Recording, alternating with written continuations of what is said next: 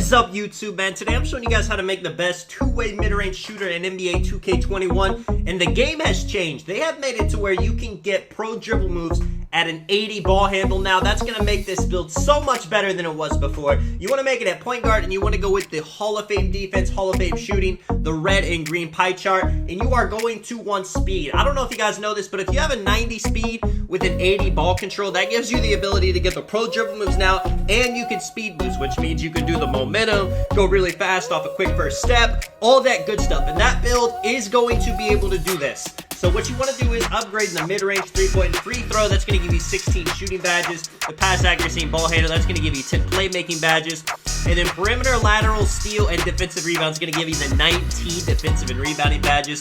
Close shot, driving dunk, driving layup. And then you can do standing dunk or post-up, whichever you want. That's going to give you 6 finishing. Now that is an all-around build. With the ability to dribble on this build, now that they changed the dribbling, this thing is really going to be able to do it all on the court. Now you want to stay 6'3".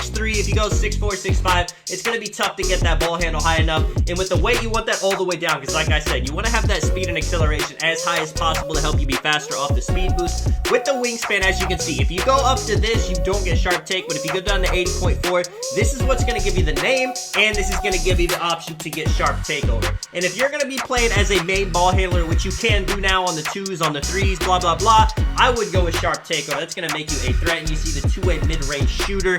I mean, this build, like, what can't this build do? It can dribble now. It can shoot. It can fade. It can play defense. You can still use this build as a lock if you guys want to. Playing stage, playing 3s, you have another point guard. You can guard the main ball handler. But it's going to be a lot more fun. And hey, whoa, hang on. What about the driving, too? A 73 driving dunk. That's going to give you the park dunk animations. Along with, once you get to 97, you have the 75, you get even better dunk animations.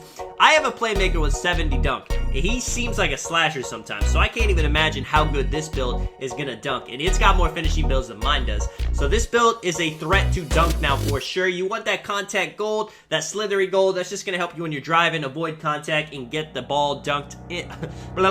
Get the ball dunked when you get with the... My bad, guys. I'm messing up my words, but let's continue the video.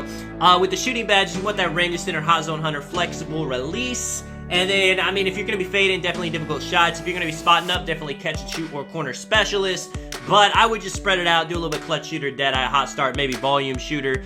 Green Machine Hall of Fame, man. If you think you can hit it, if you think you can really get going from the greens, then Green Machine Hall of Fame. And it's tough to do on a build that doesn't have like 93-pointer. But hey, man, I've seen people do it. With the playmaking badges, this changes if you're not going to be running as the point guard, but if you're going to be running as a point guard, definitely quick first step gold, handles for days gold. If you're playing with a popper, with somebody that needs to shoot, dimer or floor general to help them out. If not, you can put on that unpluckable, you can put on that bailout, you can put on that needle threader. That's just going to help you not get plucked, and it's going to help your passes. You know, maybe you go into the paint thinking you're going to dunk, he gets a layup, you pass out, bailout will help with that. And then 19 defensive badges. I mean, clamps, intimidator. You want some rim protector. You're 6'3", but you do have good defensive rebounding, so you can definitely put on a rebound chaser, especially if you're playing with somebody that's a shooter. You'll be in the paint with a guard who has a 30 rebound. You'll be able to get that over him every time.